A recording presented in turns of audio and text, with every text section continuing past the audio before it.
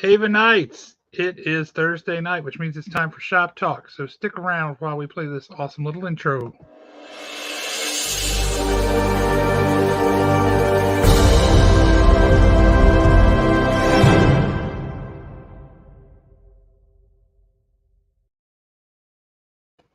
Hey everybody, I'm Josh Olive with Haven Comics, and we have got a fun show lined up for you guys tonight. Really looking forward to it. But speaking of fun things, I'm going to go ahead and bring Alan on. So before our guest gets here, we can talk about the expo. Alan, did you have fun at the expo? Josh, I had an absolute blast at the expo. Jeremy Long outdid himself this year. That was Saturday, was so much fun. I thought that there was some really good guests. There were, I saw tons of comic books being bought. There was no doubt about that.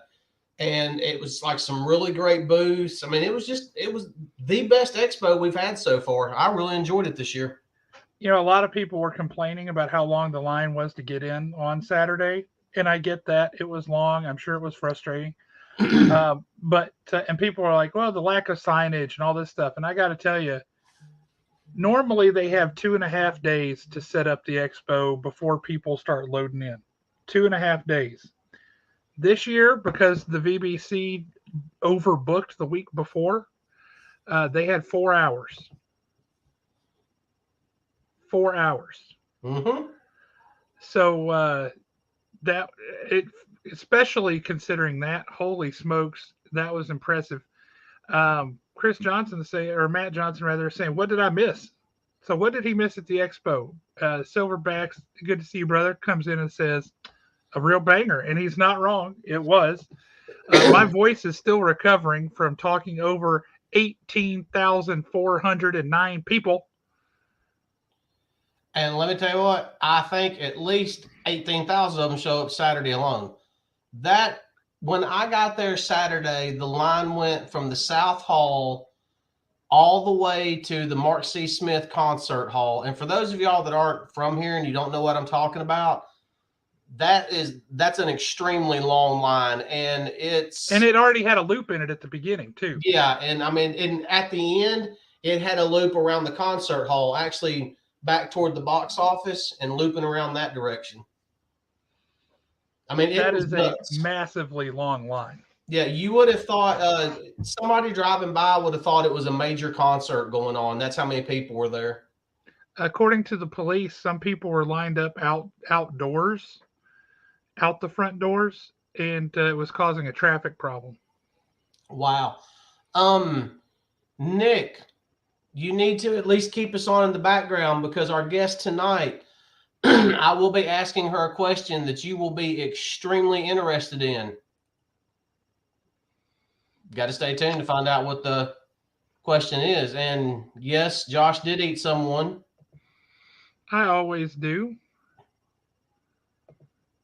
Because, a guy gets hungry.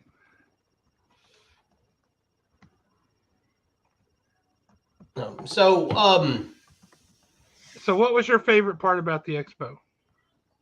You know what? I will show you my favorite part about the expo. Uh-oh. I bet it's in a short today on our YouTube channel. Yes, it is. Anybody that has watched the shorts knows exactly what I'm fixing to pull out because it was definitely my favorite part of the expo. Look at that healthy stack of comics from last week. It doesn't get any better than that. You got some humdingers in there too. The bad thing about it is the comics that I picked up at the expo is about twice that size. Why is that bad? About twice that. So, the best part of the expo. Are you ready? Here it is. Hang on, I'm going to embiggen you. I want everybody to see. Daredevil number 8, straight out of 1965. That is a beautiful copy too. Look at the shape of that book. Oh my God, it is a gorgeous copy. Why is this such a great book? Because it is the first appearance of Stiltman. That's why this is such a great book. For those of you that don't know, Stiltman is the greatest Marvel villain of all time. The tallest, anyway. Yeah, at least the tallest. The whole thing about this particular book is this is the Stan Lee era of Daredevil. This is literally Stan Lee all over this book. Stiltman is this really obscure villain that for some reason I just latched onto. I just fell in love with him. I don't know why.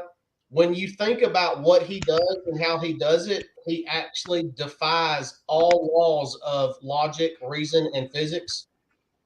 But it was Stan Lee writing it, so it worked. And I don't know. I just absolutely fell in love with this particular villain. I fell in love with this particular book. I am reading Daredevil all the way through from the very beginning. Not this issue. I'm doing it on the Marvel app up to a certain point, and then I'll be switching over to actual books. Second greatest thing that come out of the expo, and I don't know if Josh has seen this or not. It's by far and away nowhere near this caliber as far as how high up on my list is. But we have Daredevil number 67, another appearance of Stiltman. There you go. And this one right here, I was absolutely shocked. If this has been I don't think it's been cleaned because there's still, you know how they kind of get that weathered look up in here around the 15 cent, in the white area.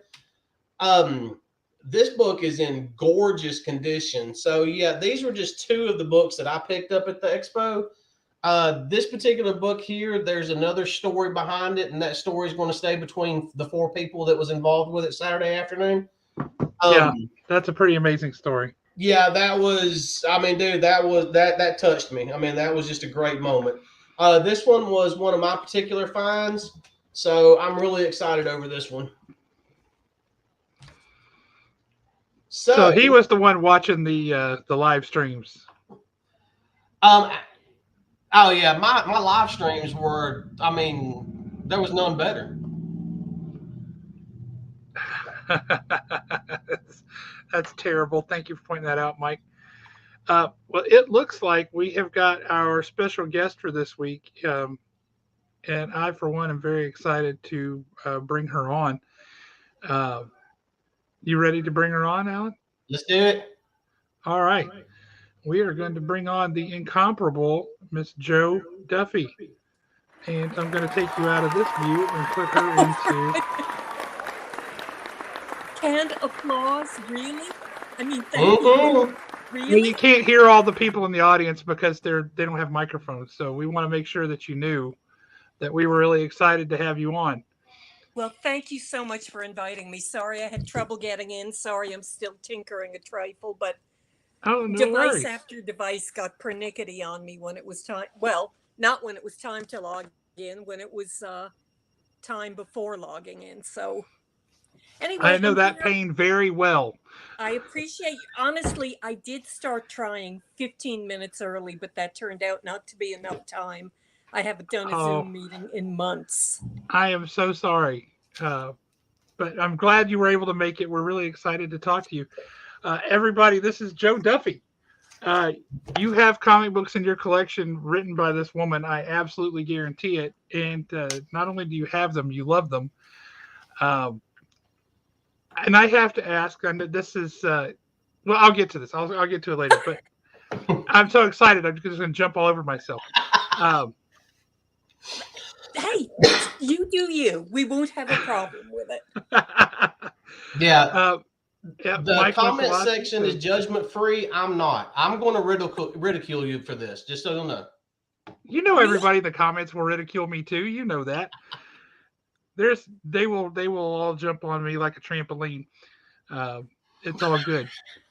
Okay. But I do have a question for you.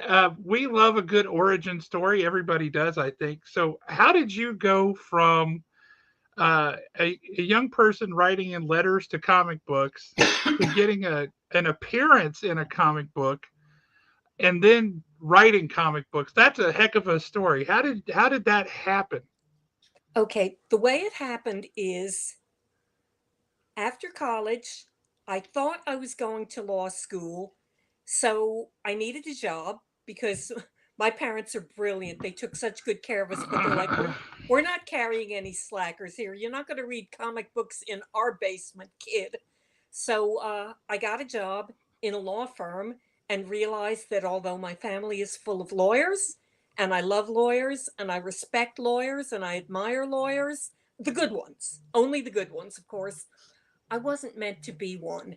So, however, the law firm was about 6 blocks away from the Marvel offices. So that was stroke of luck number 1 in my favor. Stroke of luck number 2 in my favor, and I didn't know this the whole time I was growing up. Thank heaven, I'd have made everybody's life a misery.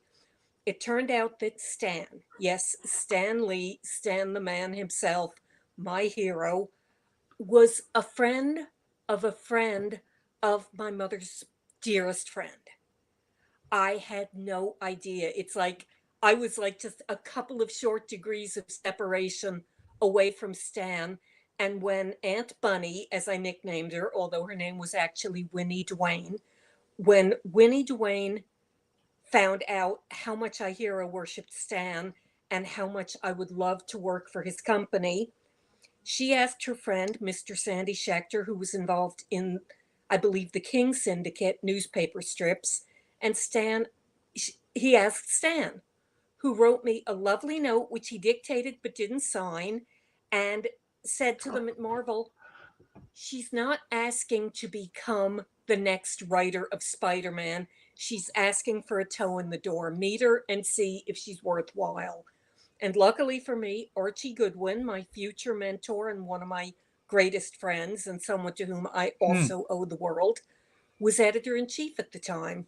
And actually, no, he wasn't editor. Yes, he was. I'm sorry, Archie was only editor-in-chief for about a year, so I get confused. But Archie was like, great, send her in, and we'll see what we can do with her. So on one of my lunch hours, I went over there from the law office.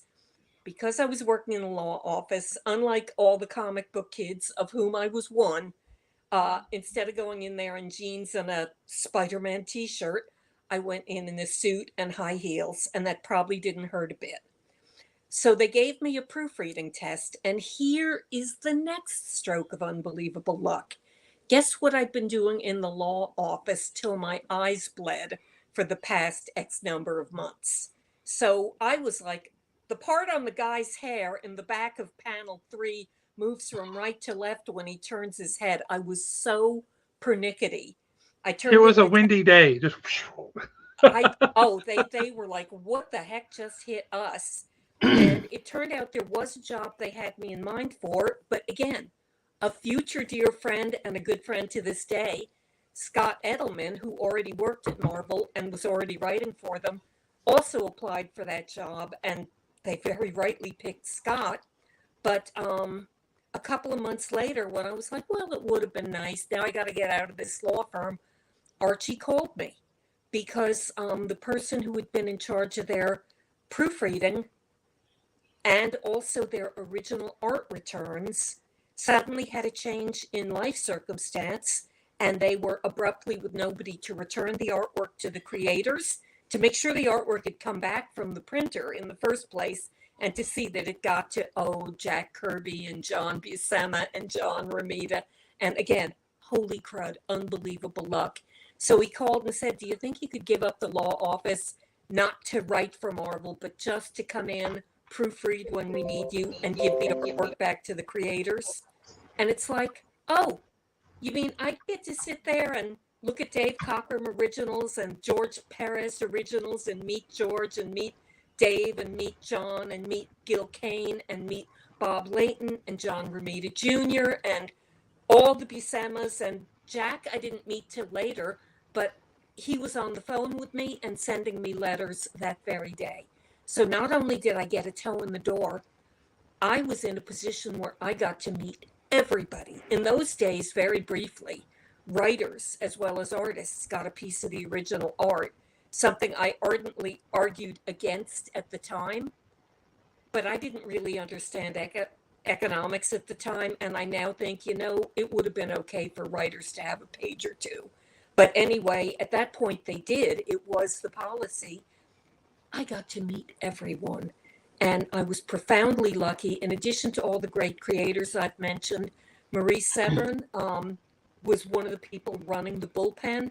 Virginia Ramita, the third genius in the Ramita trifecta, was keeping everything on schedule. She and John Verporten, who unfortunately passed away later that year, tragically and unexpectedly.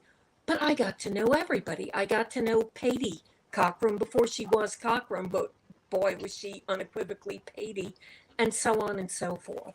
So that was how I got my toe in the door. And from that point on, anytime something needed to be proofread, or they needed a line of dialogue, or the writer had crashed and burned and, had too many books due that week, oh, I'll do that one for you. And that was just by being persistently obnoxious, but also being blessed with having met an extraordinary number of great people is how I got in. That's phenomenal. Well, my advice to anybody out there who wants to get in is don't come in and announce you're going to take over Batman or the X-Men or whatever the hot current book is. Go in there and say, maybe not can I sweep the floors for you, but do you need your pages erased? Are there pencil lines you should get rid of? Do you need somebody to sort papers on your desk? Go in and take a job like that. You'll meet everybody, you can learn everything, and the opportunities will present themselves if you're smart enough to say, yes, please, I'd be happy to do that. So there you go. So what comic books were you reading that before you came in? So you're talking about Stan Lee. So I'm guessing an FF fan, a Spider-Man fan. What were you reading before you went into college and all that? Were just anything that came out, or what were you choosing? The companies were not that big back then. It was not that hard for a high school kid who kept a careful eye on her allowance to get hold of, or at least borrow a friend's copy of every book that came out.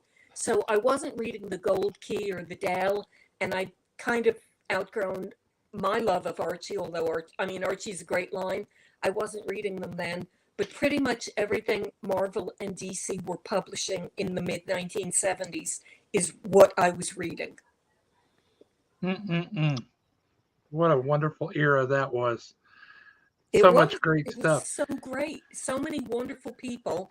And I haven't given shout outs to a tenth of the people who were kind to me, some of whom I'm still friends with to this day. But it was such a great time because you know why? Nobody thought you could get rich or famous doing comics. So the only ones of us who got into comics were people who just desperately wanted to be in comics. Nobody was like, oh, this will be my stepping stone to Hollywood. This will at least get me on the cover of Rolling Stone. It's like, no, the only people interested in comic books at that point were people who just loved them for their own sake. And that helped a lot. Now, that explains a lot. You worked on two particular books, and I'd read this the other night, and I kind of wanted to ask you about it. And I know that Nick Ellis was watching. This is something that he would enjoy hearing about too.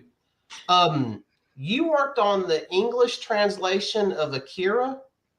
Yes, and you worked on the English translation of I'm going to say it wrong because I'm a redneck. Naruto. Naruto. So when you're taking Japanese manga like that, and it says that you worked on the English translation, how do you literally sit there and translate from Japanese to English, or do you redo the entire book? I did not. They decided to streamline the process in a way I thought was very intelligent. I think it worked best for the books, particularly on Akira. We had a lovely Japanese lady who was pretty good in English, and she just told me what it said. She didn't try to give it characterization or personality. She just said, oh, he's saying sugoi here. And sugoi is considered rude, but right now it's what young men are saying when they want to say something is awesome. So I was like, great, that gives me parameters I can work with. And wicked. Exactly. She was so great because she didn't try to be a writer. She didn't try to box me in. She just gave me bad subtitles version, which is all I needed. If I ever didn't understand where something was, I could pick up the phone and say, Yoko, could you help me? And Yuka, I'm sorry. Could you help me? Can you tell me what this means? Because I don't quite get the import of what you've given me. Sometimes we'd go out and sit down, but mostly she just wrote it out in a way that was very comprehensible. And that way I didn't have to guess. I didn't have to try to second guess Mr. Otomo. I just knew this was what a Japanese speaker told me he had said. So this is what I had to turn them into to make it feel like these were American kids who just happened to be in Neo Tokyo. Now, what was it like going from, say, an American comic to manga and then back to American comics? Was there any type of like adjustment? Not remotely. The reason I got that job is because I was a rabid manga fan. Again, sort of ahead of the curve on this one before anybody else was really into them. I'm old enough that I grew up watching Speed Racer and Astro Boy and 8-Man. I loved that stuff. And then in the 70s, my friends were like, oh, you haven't even seen the giant robots. I'm like, tell me about the giant robots. And they introduced me to Raideen and Mazinga Z and all of the characters that went on to become eventually Marvel's Shogun Warriors. I was the assistant editor on the Marvel version of the stories of those characters. I believe the books were done by Herb Trimpe and Doug Mensch. And so Archie, who was also a manga fan before people were really manga fans, because it became an Epic project and I was working for Epic, he's like, Joe, I think this one has your name on it. And I didn't appreciate then how lucky I was to be dealing with people where that mattered. It wasn't who sucked up to you today. It was who really loves this and is going to do the best job they can on it. And that was how I got Akira. I was working on Epic Illustrated magazine, which Archie was the executive editor of. And we had already, I had done some Spanish translation, which was my own. I'm good enough in Spanish that I was at least able to translate a Spanish story or two. And then the incomparable Go Nagai came into our offices. We got to meet him. We got to meet his lovely, then future wife, subsequently his wife and his manager, and they brought in some of their material. And one of the things that he wanted was to do something a little more sophisticated and less tailored to kids. So he did a demon transformation story for Epic. And again, that was the first place where I got to do the English language version. I didn't translate it. I believe we used the same translator on that one. And I'm so embarrassed. I'm spacing on her name. I said Yuka a few minutes ago, but she was on the publishing side. And I could just kick my butt for not remembering what her name is. But she gave me the rough English meaning. And then I did that for Go in Epic. So there was already a precedent that, if Marvel is going to do an American version of manga or anime, clearly Joe's our girl. So I was lucky enough to have that acknowledged and be considered a thing. And that's how I got those jobs. That's fantastic. I was lucky. I was very There's lucky. nothing like taking what you love and getting to work on it, Well, and I will say something else just so I don't come across as too humble. I was lucky. But the thing with luck is a lot of people don't recognize it when it appears because it usually comes packed in a lot of hard work. And I worked very hard, but I also had unbelievable opportunities. And I was surrounded by really phenomenally wonderful people. I could just sit here for the whole hour doing shout outs to how great everybody on both the freelance and the editorial side was back then. Okay, we all had squabbles. There were days when you just wanted to, if I poured a cup of cold water over your head, you'd know why. But mostly we were good friends and had a lot of fun together. And that begs the question, did you actually do that to anyone? No, never. But there were people who, I may have done that a time or two in college, but I think I'd gotten all grown up by the time I was 22 and got into comics. Why did you go away, Alan? I have no idea. I'm like literally sitting here enthralled with the story and all of a sudden disappeared. We just lost your audio, Joe.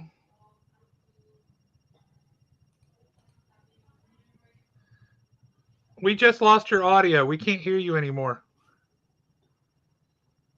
We can't hear a word you're saying. We just lost your audio.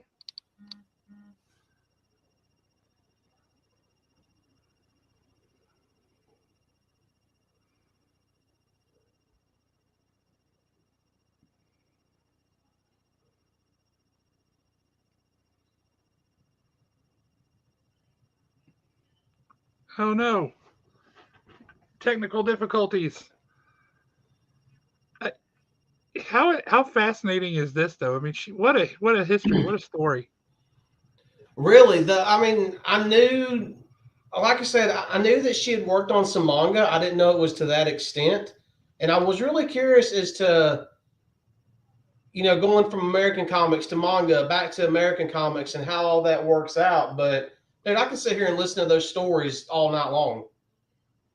It's saying she's muted herself, and it won't let me unmute her right now. Yeah, and I want to talk about Catwoman too, because you remember when Catwoman came out in the 90s? With the Jim Balent Catwoman. Yep. She wrote that, man. And that was fantastic. I remember when the poster came out and then the book came out and everybody was reading that book. What do we have? We got something going on here. What's happening? I was reading something in the private chat.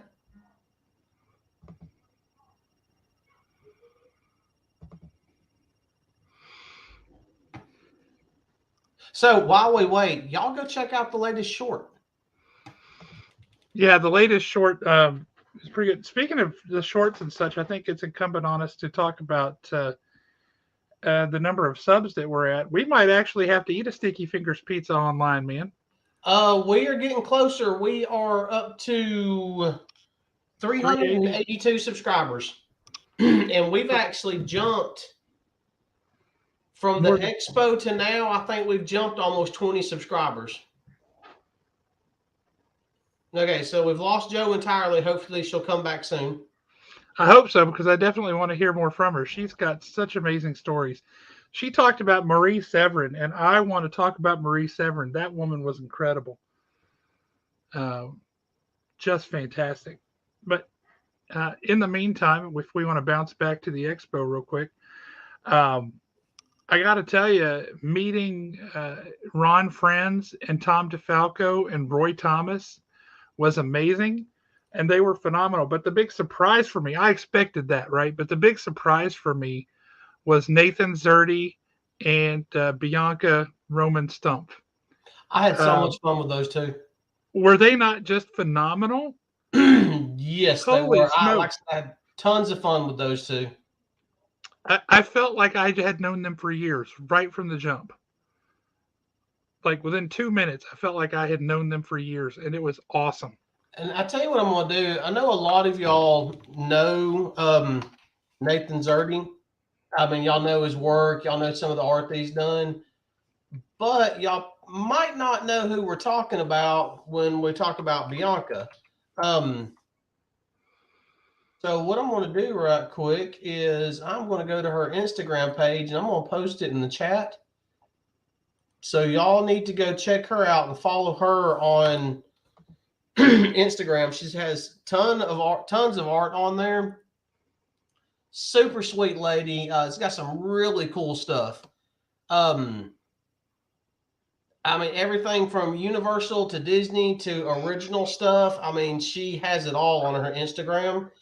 And I was going to say this right quick. Go check out her link tree. She actually has some of this stuff on t-shirts. Oh, nice. Yeah, I was looking at that the other night.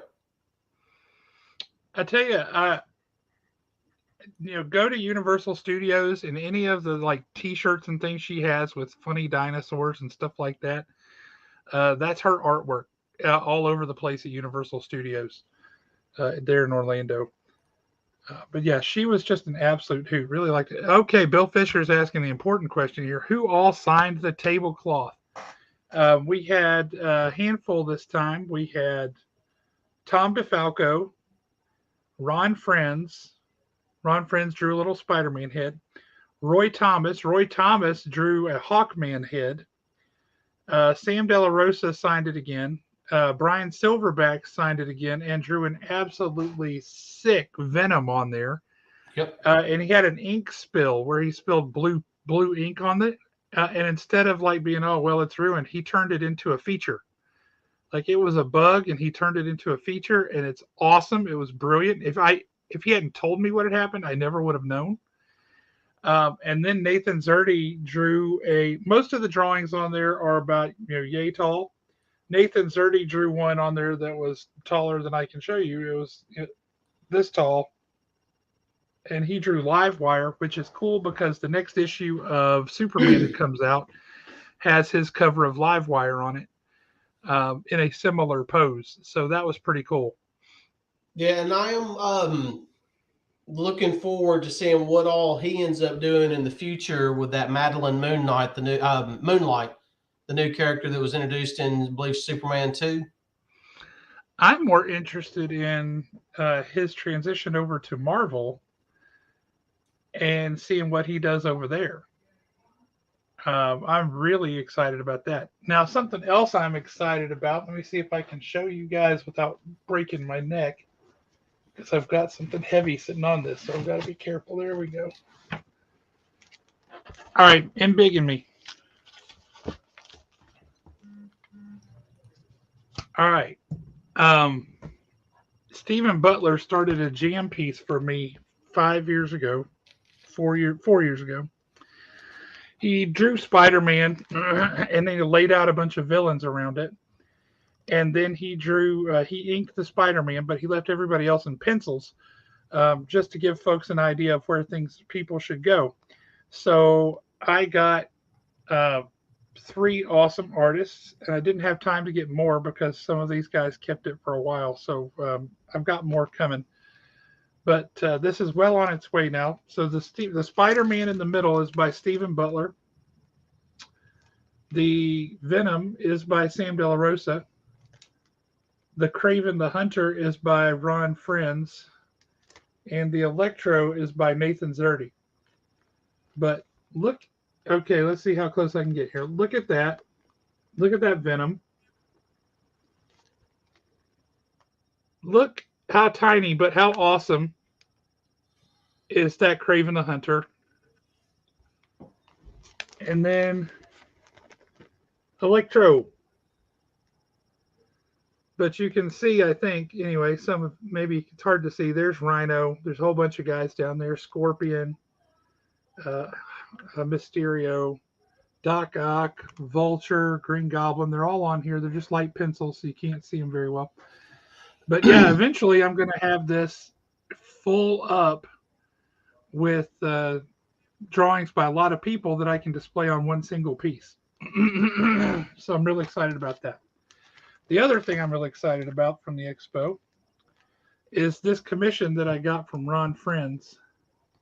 Honestly, I didn't see that. Look at this. That is beautiful. Can you take that comment down so I can get a little closer without cutting it off?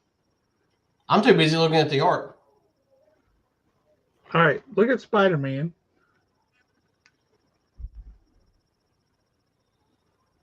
And look at that Hobgoblin. And he just webbed a pumpkin bomb into his hand. That's going to be a bad day. Yes, that is going to be a bad day. But look at that. To Haven Comics. Best wishes, Ron Friends. Holy smokes. This is going to be framed and it's going to go up on the wall at the store. Nick has a series of comments you might want to check out here in just a minute. Hey. It's Bianca. Bianca, we were literally just talking about you. I put your info. Look, just so we can say that I'm not lying, I'm scrolling back up comments, and we were talking about your Instagram page, and I said, bam, y'all go check out her Instagram. Y'all go check out her link tree. She's got T-shirts and stuff on there.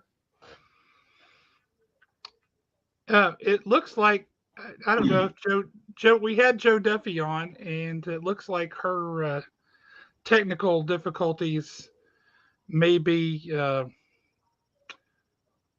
really difficult. So yeah, that's I hate that. I'd love to be able to get her back on. If we can't bring her back on tonight, we'll work another day to bring her on. So that would be awesome. No, thank you. Hanging out and getting to talk to you and meet you and Nathan, that was like freaking awesome. That was so much fun. Oh, I think we might have Joe back. Hey, all right. Let's see what happens. I'm dead, and then it said that I wasn't on the internet, and I checked my modem, and everything's fine. I was just locked out for however many minutes that was. Sorry about that, guys. Oh, I'm so sorry. The technical difficulties have bitten me more than once, and so Alan's had to go on the show by himself. So we know the feeling very well. You're back now, and you know what that deserves? You get another. This time I feel like I earned it, so lay it on me, guys. You earned it both times. You know what? I'm going to give you one of these also. Oh, ouch. It's not a mean laugh. Joe. We have one we save for certain other people. You want to show her that one while you're at it? Yeah, let me get back to it. Just this for Nick Ellis. Only saved for one particular person, and he's the person I was talking about would enjoy the manga question. But whenever he comes on, he always gets the boo. Boo. Anybody with even a tiny claim to a crumb to be famous knows that sound so well. Oh, Bianca, we think the world of you. I was just telling everybody, I feel like I met you, and within 2 minutes, I felt like I had known you for years. We're very excited to bring you on the show sometime too. So very much looking forward to that. If you don't know Bianca Roman Stumpf, she's a fine artist and she's phenomenal. She's got a real sense of whimsy about her stuff that is fantastic. We just met her last week, but I already feel like I've known her for years. She's amazing. Oh, that's great. Yeah, she was at our local convention, and just a absolute top shelf, wonderful human being. It was a pleasure to meet her. Well, I hope I get to meet you one of these days. So, just before we got cut off, could you hear what we were saying? I'm sorry. I don't think I did. If I could, I no longer remember. So bring me up to speed, please. Okay. Well, Josh had a particular book that he wanted to ask you about and talk about. So I don't want to steal his thunder.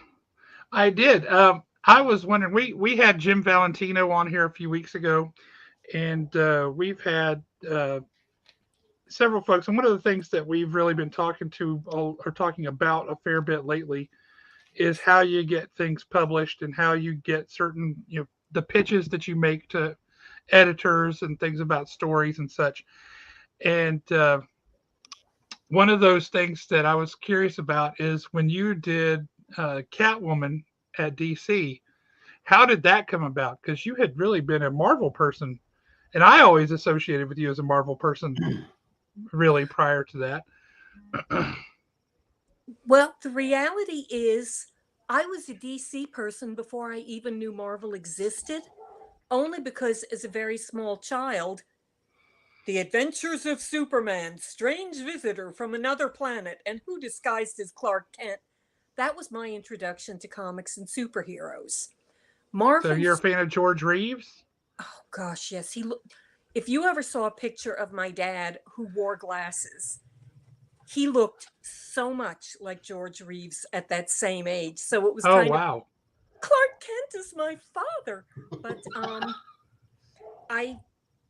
my brother and I, my older brother Malachi, who led the way into comics fandom, found Marvels one summer. We were at a resort and they didn't have any DCs, but they had a bunch of Marvels. And let me tell you, they were like Spider-Man and the Fantastic Four, and the issue numbers were in the single digits. That's how early in the existence of Marvel these appeared. Oh, wow. So I became a Marvel fan as soon as Marvel as we know it existed. But I had been a Batman and Superman and Legion of Superheroes and Lois Lane fan while I was growing up, meaning when I was even younger than I was as a Marvel fan. And Denny O'Neil, who had a great association with the Batman titles and with DC.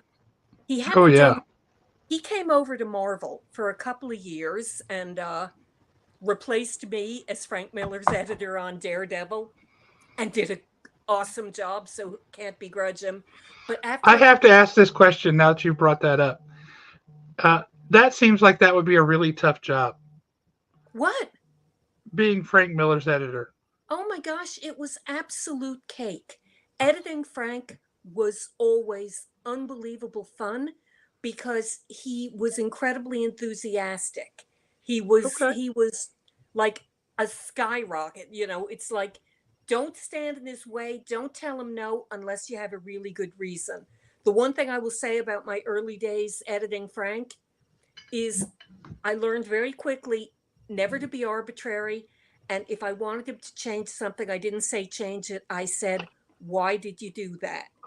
And frequently, if I asked a question about something that looked wrong to me, he'd rethink it and go, well, you know, it seemed like a good idea, but maybe if I did so-and-so. So I will say that's what editing Frank was like, and it was a joy. In fact, I hadn't seen him in ages, and I ran into him at a signing just last week, run by Rich Hen, and Frank and Klaus Janson both, and Frank's business manager, Celine, and it was heavenly. It was so fun. So in any event, cycling back to the 40 years and more agone, Denny came to Marvel briefly and long enough to replace me and become Frank's editor, which was brilliant. And he was my editor on Power Man and Iron Fist. And we had a really good time for most of that run. I learned a lot from Denny, and he was good company, and he had some great assistant editors working with him along the way. And I no longer recall how it happened that at some point he went back to DC. I have no clue whatsoever. And again, he knew I loved the Bat books. It was one of these things we talked about. And he was always dangling a Batman title in front of me. The next time one comes open, Joe, you're going to be my writer. And so I did one issue of Batman and one issue of Detective, and pretty inevitably, because these were the still somewhat sexist 1970s, the Batman title that eventually came open that had my name all over it was the latest reboot of Catwoman. And that was a huge joy to me because I love the character. I didn't know Jim Ballant yet before they teamed us up, but it was great fun working with Jim. You know, he is just terrific and always has been. But even more, I adore Dick Giordano. I mean, I know he's gone to heaven now where he's undoubtedly the life and soul of the party, but I adored him all my life. I was in love with his work. I met him. It was impossible. He's one of these guys like John Romita. He's another one. To know him is to just fall completely in love with him because he is so wonderful. And it was a chance to work on one of my favorite characters in the Batman universe with a bunch of other writers who were my friends, with an editor who did great Batman work and who I'd worked with a lot, and working with Dick. So it didn't last long. There were behind the scenes things, some of which I was never privy to, but after 15 issues, I was invited to pack my bags and never darken Gotham City again. But initially, it was just a celebration, and I was so grateful to be able to do it. So I hope that's some help. You know, it's funny that you bring up that 15 or so issues in, because it wasn't long after that when that book started to go that way. Well, thank you. I certainly thought so, but it would not be polite of me to say. But if you want to say, it absolutely did, and it was a real shame because I can tell you everybody was reading that book. I was working at a comic book shop in Decatur at the time, which is about 30 minutes away from here, and we ordered that book out the yin yang, and everyone was reading it. Absolutely everyone. And we were all loving it. We were crazy about it, and then it began to go downhill. And that was right about when you left. So well, I left very suddenly. I was sort of told the issue I had just turned in was my last, and to never bother them again. And gee, folks, sorry about that. I will say I don't remember for sure who replaced me, but I can absolutely guarantee that whoever he was took it on because it was another job and another paycheck. It had nothing to do with being crazy about that character and wanting nothing more than to write Catwoman. And I say that with no recollection of who it was. I think I have an idea of who replaced me, but I know it was one of the regular stable of Batman guys. And I assure you, none of them had evinced the slightest interest in the character until suddenly it's like, ooh, Bat book available? Yeah, I'll take it. So what are you gonna do? Yeah. But I was sorry to see it end, but more I was happy it ever happened. It was amazing. And that kind of followed on the heels of you had one of the longest stints, maybe the longest stint on Power Man and Iron Fist, which was one of those books that I always loved. It never occurred to me growing up that it was kind of a thing to have a black character and a white character together.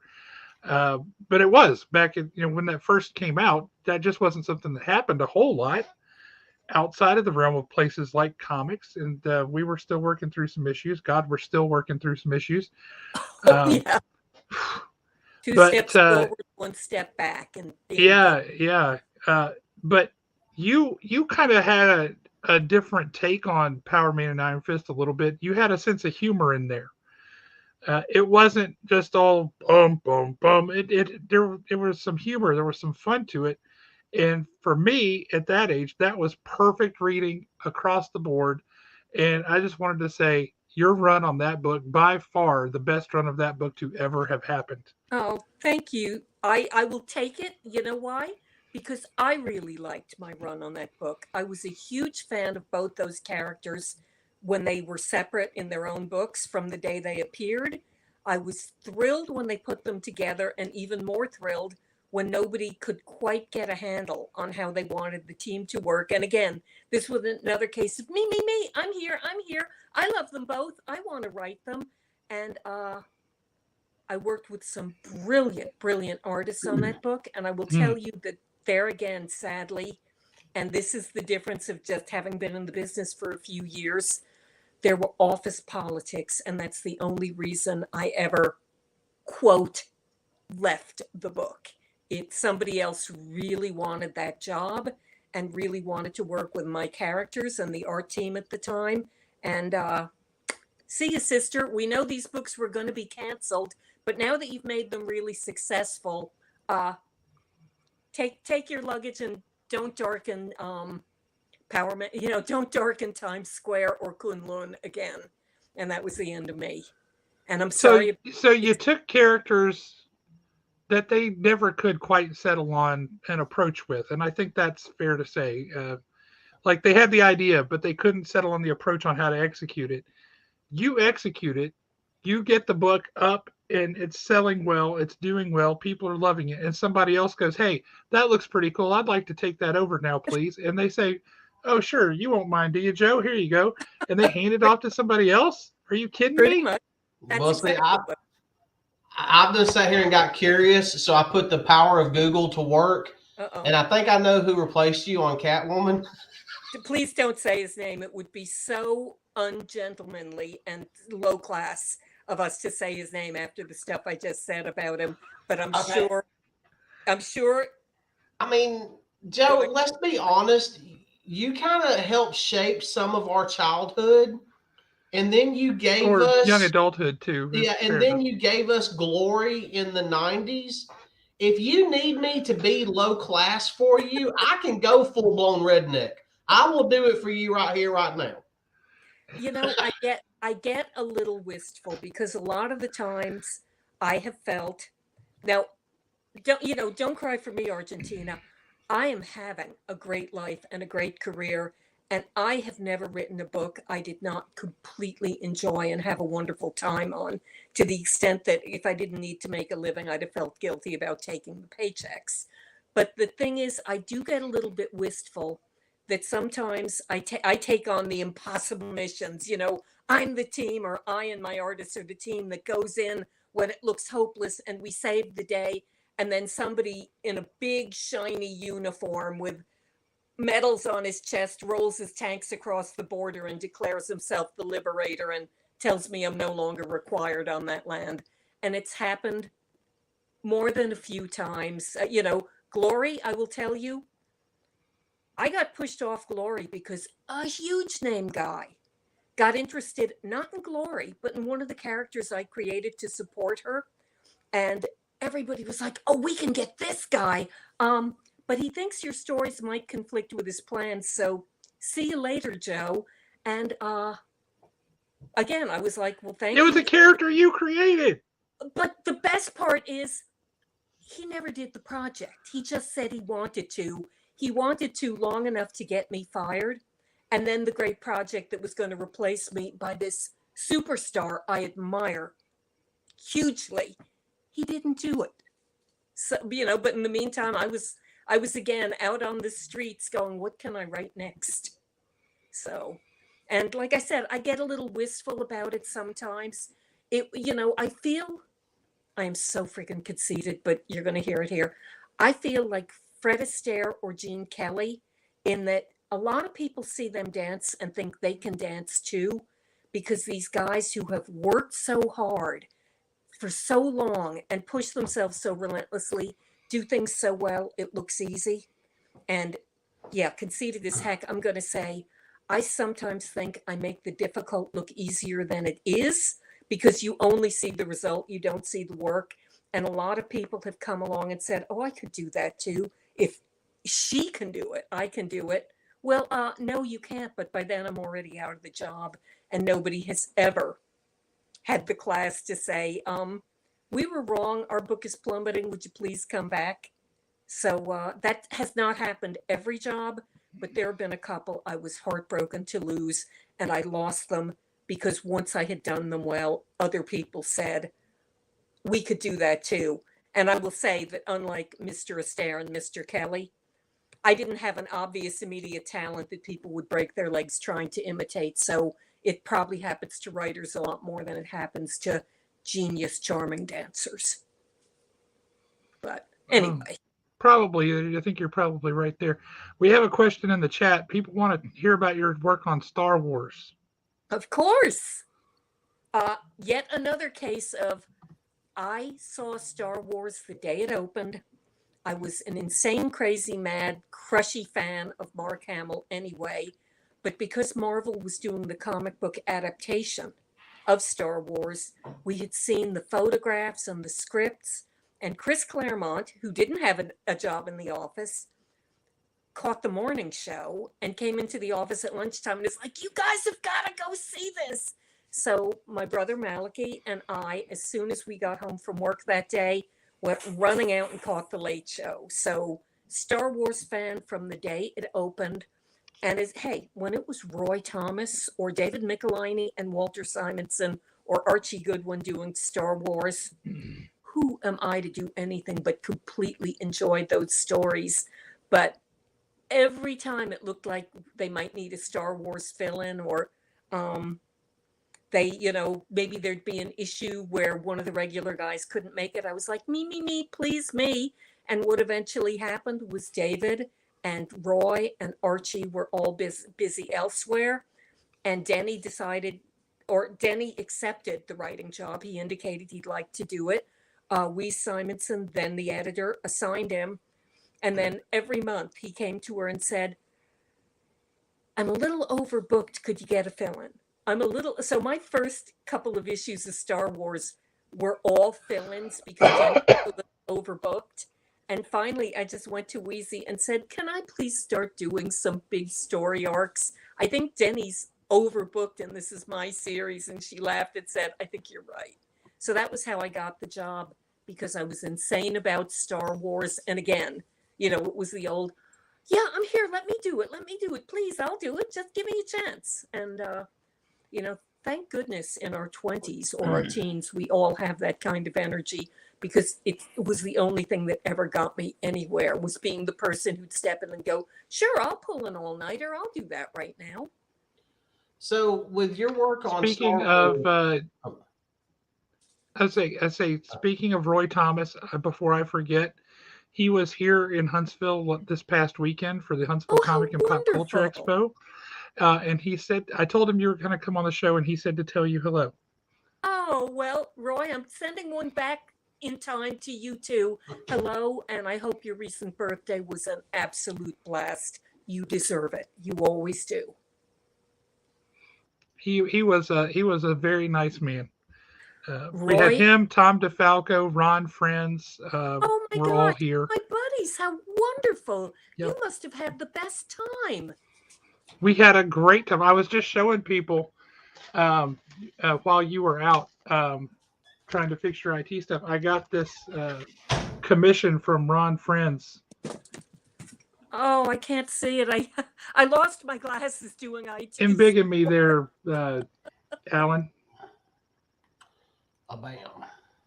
Oh, that's wonderful. Wow. Yeah, nice job, Ron. Yeah, that is pretty awesome, and that makes me very, very happy. And then I got this. Stephen Butler did this jam piece for me, where he drew Spider-Man and then laid out a bunch of villains around him. And so I got the Spider-Man from Stephen Butler 4 years ago. Sam De La Rosa is doing. He did the Venom for me. Ron Friends did the Craven. If I can find the camera, there it is. Look at that Craven. Wonderful. That's so great. What a great idea. What a wonderful piece of artwork. And then Nathan Zerdy just did Electro, he's one of the cooler, hipper comic book artists right now, or cover artists anyway. Just an all-around good dude. Now, Joe, do you do cons? Excuse me? Do you do cons? Do you go to conventions? Conventions and do signings and stuff? Actually, thank you for asking, because that reminds me, people who are going to the upcoming Garden State Comic Con in a couple of weeks, I'm attending that. I'm going to be at San Diego as one of their guests at Comic Con, and I'm going to Terrific Con in Connecticut this summer. I'm a little nervous because although I used to keep a go bag by my front door like an NCIS agent, I went to so many cons. I haven't been to one in years, and I hope I still have the physical stamina to do it, but I'm already committed for sure to those 3 for this summer. And if they are a good experience, my door is open to anyone who wants to say, Joe, come to our con. So, well, then if you end up having fun this summer, you let us know, and we have got to get you to Huntsville for the Pop Culture Expo one year. I would love to do that. That sounds like great fun. Let's pencil it in now, unless I find I don't have the chops to do cons anymore. April 12th through the 14th, 2024. Okay, we will email pencil me you after in. we get off to remind Yes, ma'am. Because Swiss cheese brain here. Yes, Things ma'am. go We will in and then fall into the wrong hole, and I never see them or think of them again. We will absolutely pencil you. We were supposed to have Chris Claremont here this year, but he had a wedding pop up that he had to go to. So I think we're going to probably have Chris Claremont back next year. Oh, that'll be and fun. would love to bring you to I Huntsville. always have a great time with Chris. Well, now back to the Star Wars for just a second.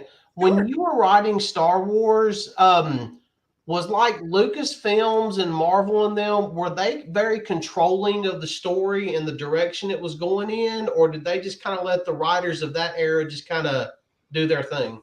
They were very careful. Marvel was great. I had brilliant editors on Star Wars, Louise Simonson and Annie Nicenti, and they never edited me in terms of the writing, in terms of what I was doing with the characters or with Star Wars. They edited me in terms of, is it spelled correctly? Is it logical? Does it make sense? Did you answer all the questions? They gave me good, strong, just editing. The Lucasfilm people were in charge of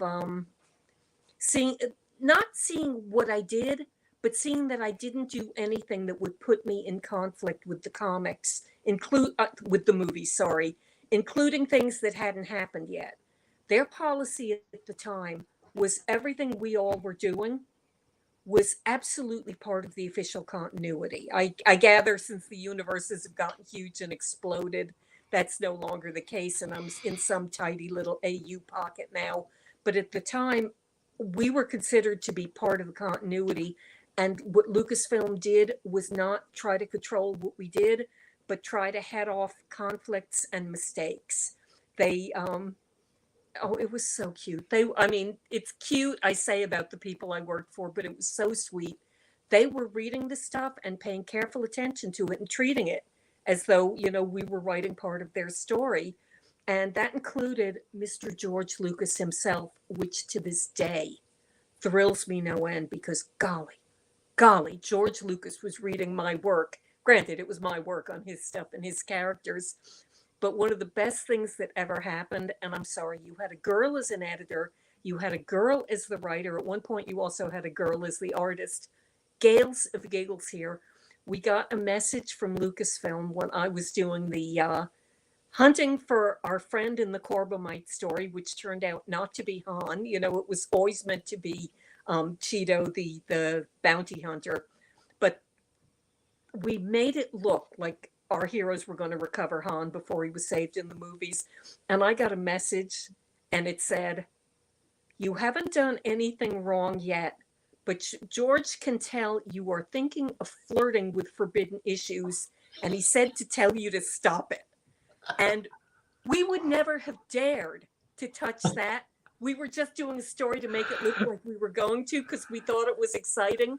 But knowing that we laid this little trap in a friendly way for the audience to think we were going to do the Han story and caught George Lucas in it, that was one of the high points of my life. So I can hear the excitement in your voice still. That's awesome. Oh, it's so thrilling when you're trying to trick in a nice way, but when you're trying to sort of set your fans up for something you can actually do, and find out the guy you're working for who made the rules and laid the groundwork also thinks you're going to do something you're totally not allowed to do. That's really gratifying. Okay, so I got to know, what was your reaction when you realized that you just got a cease and desist from George Lucas himself? I believe I already said Gales of Giggles. Gales of Giggles, yeah. That's fantastic. I hope Weezy doesn't mind my saying, but we squealed. We laughed so hard. And then, of course, sent back a message saying, "Oh, don't worry. Joe's not going to break any of the rules. She just wanted to make it look like she would." It's a setup.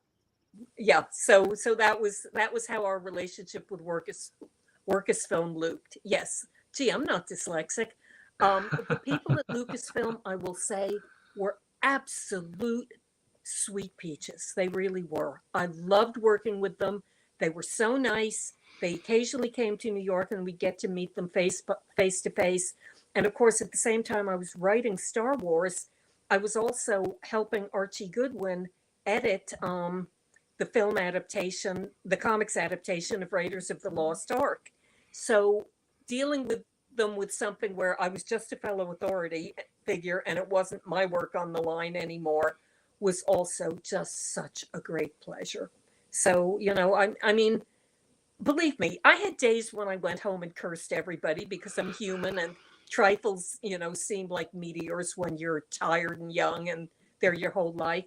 But the reality is I have worked with so many lovely, splendid, superb people. And I just think I'm blessed in that regard, in that, okay, if I know somebody's a complete jerk, I won't work with them, which probably helps. But by and large, I've had so many delightful, wonderful, marvelous people I have dealt with in my career and in my life. You mentioned Marie Severin earlier, and she's somebody who I have always admired. I never got the opportunity to meet her, and I've always regretted that. Same with Denny O'Neil. Um, but and Herb Trimpe too, for that matter. That man drew GI Joe, and that was my jam growing up. And I've always regretted that I never got to meet him. But you talked about Marie Severin, and she's one of those names that growing up we didn't know her name. We knew just as casual, comic book readers and things, right? We knew the big names. We knew the Stan Lees and the Jack Kirbys and Joe Simon kind of things, but never knew Marie Severin. And it wasn't until I was much older that I began to dig in and find out, wait a minute, there's somebody back here doing everything. What was she like? What can you tell us about her? Because I can't bring her on to ask her, and that breaks my heart. She was lightning fast, and I mean her mind and her wit. She was one of the funniest people on the planet. She could do a quick little doodle that was so insightful and so ruthlessly funny. If you want to know who Marie was and what she did, get your hands on any of her Not Brand X stories, because that was the essence of Marie. I was lucky enough to have her do some Fallen Angels for me along the way, and one issue of Power Man and Iron Fist. And it was dramatic. And even so, she, it's like I consider myself the great jokester and the great comedian. Well, she would give me cake on cake in terms of, even if my story was meant to be a dramatic melodrama, she'd find funny moments in them. Not moments that broke the pace or ridiculed the story, but she could have fun with the characters and the events and just throw in that little panel that made something so funny and so brilliant. And in fact, a year and a half ago, I had the wildest experience. Because I was having a miserable year in 21, and my dad died and my cat died, and then I tore my meniscus. So it was not a good year. Oh, my Lord. Regard. I eventually wound up with a great physical therapist who had no idea who I was or what I did, but he kept catching me on social media. And he's like, oh, you're not one of these kids trying to hook up with your friends. What are you doing? And I'm like, it's my job. I'm a teeny tiny bit famous in a very little circle. And it's how I keep in touch with my colleagues and, anyone who wants to know about me, as you guys did. And he's like, oh, comic books. I had a patient a couple of years ago who did comic books, and I was like, get out of town. And eventually it turned out that he had been Marie's physical therapist too. Oh, wow. I was like, oh my gosh, now this guy took such good care of me, and my knee is so well that I injured it again doing something else entirely 2 months ago, but only because he helped me fix it so well. And the fact that he had also taken care of Marie was like this little happy, brilliant, beautiful blast from the past. So, and also a ray of sunshine in an otherwise dark year. Yeah, exactly. Yeah. The little, gee, if this guy took care of Marie, then I know he's all right. And he was, and he took good care of me. So. Now, you talked about Wheezy Simonson. We've been trying for the past 4 or 5 years, 6 years, to get Walt and Wheezy to come down here to the expo. They don't live that far away. They're in North Carolina, South Carolina, something like that. So they're not that far away. We've been trying to get them down here, and we're going to make a concerted push for next year. So if we're able to get Chris Claremont and the Simonsons and you, that would be one heck of a lineup all right there. Nobody else will be able to get a word in edgewise. That's okay. That makes the most fun. And we had Ron Friends and Tom DeFalco sitting next to each other, and you'd be talking to one of them, and the other one would overhear something, and they would be lobbing comments back and forth. It was phenomenal. It was great. It was absolutely great. I love everything Ron and Tom have done together. But of course, Ron did Star Wars with me first. Yes, he did. Except that, you know what? Again, that was just a favor. I was so lucky to work with Ron, and I'm so glad he's gone on to do so many other great things with Tom and with a lot of other great writers. It's so great. So I do have a question, because you've kind of been out of the comics picture for a little bit now, I think. Mm-hmm. do you? But we're seeing a lot of folks who haven't. They've been out of it for a little bit, are making a comeback. David Michelini, you said Michelini. Is that how he says it? Michelini. It's tickle my knee, is what he always told me. So remember, tickle my knee, and you'll never mispronounce Michelini again. Got it. But he's come back. He's doing some stories now. Annie Nocenti is coming back and doing some stories right now. They're bringing back a lot of the folks who helped get them there.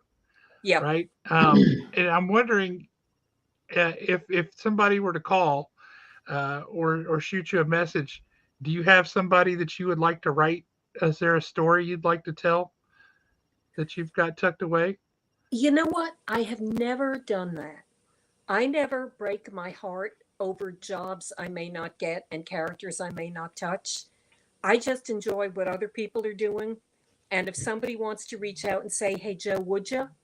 If it's the right character and it's not an editor I have reason not to trust, then I usually say yes.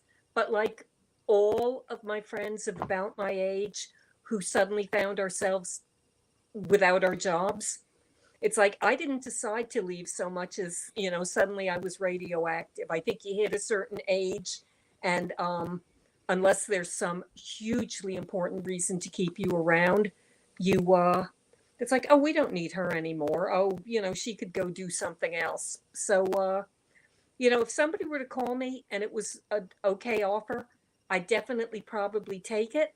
But, as it is, I've been doing other things. I've been writing short stories. I had one published in the Fans Are Buried Tales from Crazy 8, which was a wonderful anthology that Peter David, Kathleen O'Shea David, Glenn Howman put together, and I had a blast on that. I did Speaking of Peter David, how is he doing? I've seen some things recently that he's having some health issues again. You know as much as I know. I know Peter is not at home right now and he's being cared for. Beyond that, it would, I only know what they're comfortable sharing, and I'm trying like hell to respect my friend's privacy. So, but anyway, I did a story for them. I did some essays for Rich Handley and Lou Tambone, who were editors of books about popular culture. So I contributed to their recent Stargate anthology. I contributed to the Joker anthology, which again, not stories, but just venting my opinion about characters and phenomena I love. And they've been nice enough at Marvel a couple of times to call me to do forewords for some of the collections. Always happy to do that. So, generally, unless somebody has really screwed me over a couple of times, and it does tend to take more than one, I say yes if I have the time and somebody calls. And if somebody calls, great. But I've got to admit, sometimes I look at what people are doing now, and I don't know if there'd be a place for my work anymore. Some of what people are doing, including with characters I love and feel I helped really contribute to the formation of, it's like, I don't know what to do. All I could do is take it back to what I knew. I wouldn't do it deliberately, but, I saw that character a certain way. That's probably how I'd still write him or her, and it might not fit with what people want. So there's a part of me that's like, maybe I'm just better off. Maybe now is the time to finish that novel and publish it, or at least collect all my short stories somewhere. I keep saying that's what I'm going to do, and then another day goes by without another story published. So, Well, let me tell you, from a comics perspective, yes. From a comics perspective, Alan, you tell me if you think if you agree with this, but one of the things that we have been seeing the past, not even a year, the past 6 months, 7 months, somewhere in that ballpark, both Marvel and DC, I think, have had a little bit of a realization that they're going in a direction that's not fun, and comics aren't fun. And so we're starting to get stories again that have fun in them. The current Fantastic Four by Ryan North is fantastic. It's excellent because it's fun. It's you want to read the next one. It's not this, oh God, what's horrible thing is happening now. There's no angst. There's none of that. And where the letters page would be in the first issue, he had a little thing saying, here's what I think the Fantastic Four should be. It should be a family of adventurers. It should not be full of angst. And he was dead right. Everything on his list, every box he checked was the way I think the Fantastic Four should be. But we're seeing a return to just good, solid storytelling with fun in it. We're seeing it from Marvel in books like Scarlet Witch, in books like Fantastic Four. Miles Morales Spider-Man now feels more like the original Peter Parker Spider-Man than Peter Parker has felt in a long, long time. We're seeing it at DC in books like Superman and Action, which have had a little bit of a soft reboot, as it were. Yes. But they're both, it's a return to the good, solid storytelling, the way that it would have been years ago, the way that when it was selling well. Maybe there's a reason it was selling well. It wasn't because comics were suddenly, or they were way cooler back then. It was still nerds reading comics back then. But it's the kinds of stories you tell and how you tell them. And they're seeing some success with their return to that. And I hope, I pray that that's going to expand. Yeah, and I think that there would be a place for your writing in there, because that's one of the things you bring to comics was good, solid stories. And you could have the drama and that, but you could also have a sense of humor about it. And I always loved that. And I think there's absolutely a place for you. Well, thank you. That's really, I appreciate the compliment and I appreciate your opinion. Thank you very much.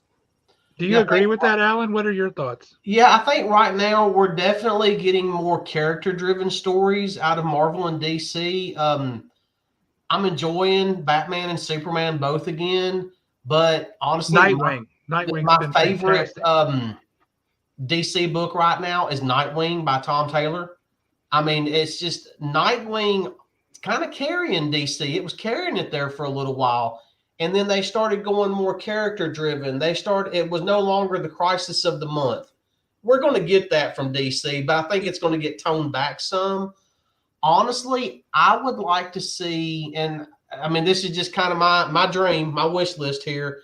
If I could, I would like to see what you and Tom King would do as a duo with the Bat and the Cat. Because my God. I love would love that.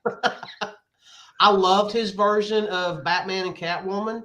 I like the way that he wrote them, but I would really, really, really like to see what the two of y'all could do together with those two characters. And I think, which brings me to a question: are you reading any comics? It's hard for me to read comics. I only see what I would do differently. I love them dearly, but it's easier for me to read comics that involve characters and milieus with which I am not associated. You know, everybody's like, oh, Joe, are you watching The Mandalorian? Are you this? Are you that? It's like, I'm sorry. No, because I should be the one writing it. And that's not mature, but I assure you, it factors into my inability to enjoy anything I've ever worked on. And at this point, that's a lot. Any writer who comes onto it after I do, who does one thing differently than I would have done, it's hard for me to enjoy their version, even if I know it is superb. So I don't read that many comics right now. I don't read many at all. But on the other hand, I know I love the medium because, oh my gosh, when Gary Trudeau published his huge, sad loser former guy trilogy, I couldn't read that fast enough. I've got all 4 volumes. I've read them multiple times. And granted, those are newspaper strips, not superhero comics. But words and pictures are always going to be one of my favorite ways of seeing a story told, and I love them. But people who've got jobs, I sort of still wish I had myself. It's tough for me to enjoy their work without that little, I liked it better when I was the one. So I hope that's completely fair. But, one of the reasons, even though I don't write nearly as much prose as I should, the one thing about it is if I create something, nobody can tell me that this guy thinks he could make some money doing it now that you've made it popular and boot me off a thing. And that becomes pretty appealing when that exact thing has happened to you repeatedly, working on characters you don't own. I mean, sorry, mean bit of a bummer, sad to say it, but I would still be writing Fallen Angels and Wolverine and Power Man and Iron Fist and Star Wars and Catwoman and Glory and Bloodpool and all of those other wonderful things I had the privilege of doing in the past. I'd still be writing each and every one of them if I had my way. But, there are other writers out there who are doing great jobs on this stuff. It's just not going to be as great a pleasure for me to read as it would be for somebody who didn't wish they were doing it.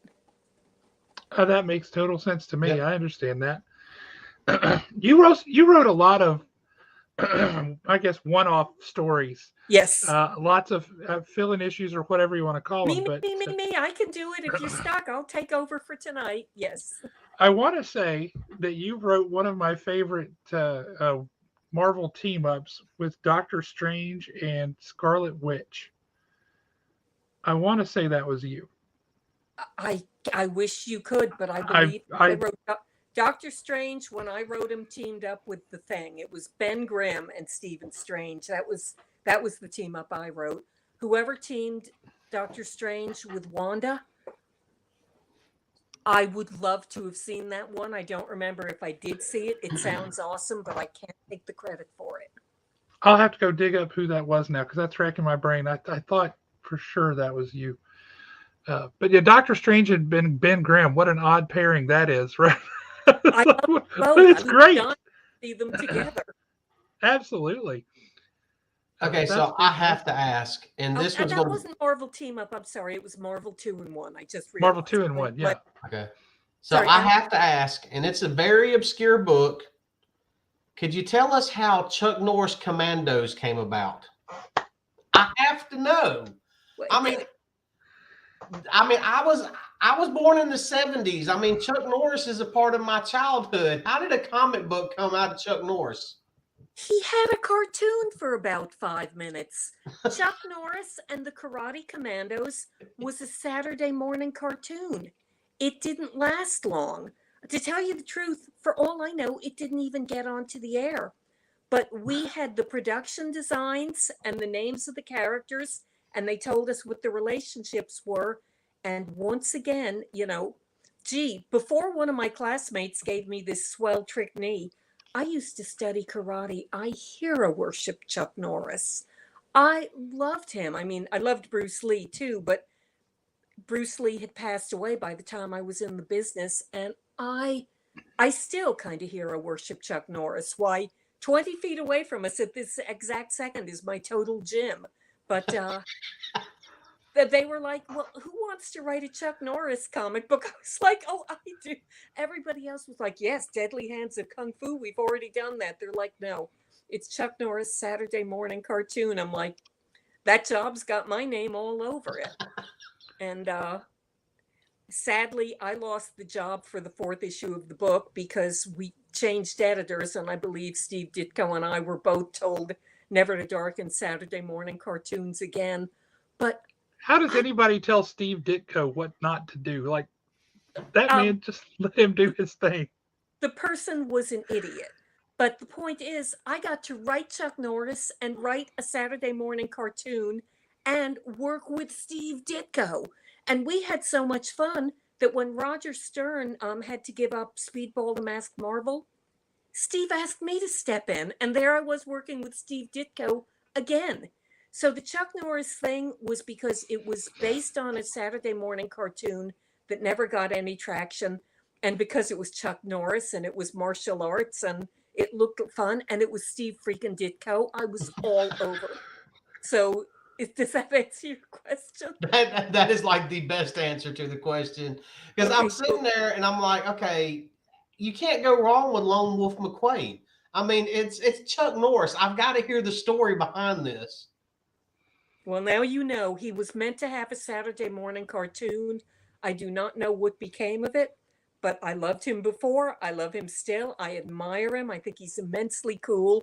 I use my Total Gym. I love it. Well, right now I can't because there's a couple of boxes of books in front of it, but I've been using it for years. So I'm a Chuck Norris girl. In fact, a cat I had long ago, and it's probably my fault, was a Chuck Norris fan. And anytime I had a Chuck Norris movie on, that cat would come and sit with me. And I don't know if it was his voice or the figures moving on the screen, because that was when TVs were much smaller than they are now.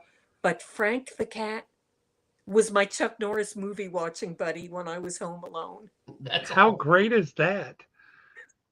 That's fantastic. The cat who loved Chuck Norris. I sense a story in that. I think there could be a great story in that. Okay, so did you ever imagine when you agreed to do this tonight that there would be some fat, bald redneck asking you about a Chuck Norris comic book? Hey, all I see are handsome, insightful comic book fans. I see no labels. I see no badness. I love this woman. You come yep, she is my favorite of all time. Greatest. I see you got a cat ever. there. That's a sweet looking cat too. Winston, say hello. Winston. Oh, Winston. This is nothing his doing. First Zoom call. One of his predecessors who passed away during the bad year. She photobombed me like that when we were doing the tribute, the Comic-Con tribute to Denny O'Neil that was picked up by CNN. It's like my shy little cat who hides from strangers just photobombed the CNN audience. Well, good for her. Well played. Well played. So I've been kind of saving this one all night because, well, everybody who knows me will know why. Ed, I want to be sure I remember this right. You also wrote an early issue of Moon Knight. Yes. Yes, I did.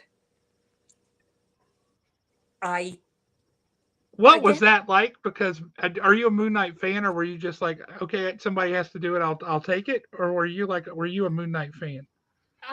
Actually, that was a case more of they really needed an issue done quickly, and I had that silly story about the Faust and the boy bands that I was dying to do, and I was like, Moon Knight's got multiple personality disorder. This may not be in his usual wheelhouse, but I'm sure one of his personalities will be able to connect with what I'm putting down here. So again, it was a chance to work with people that I really liked.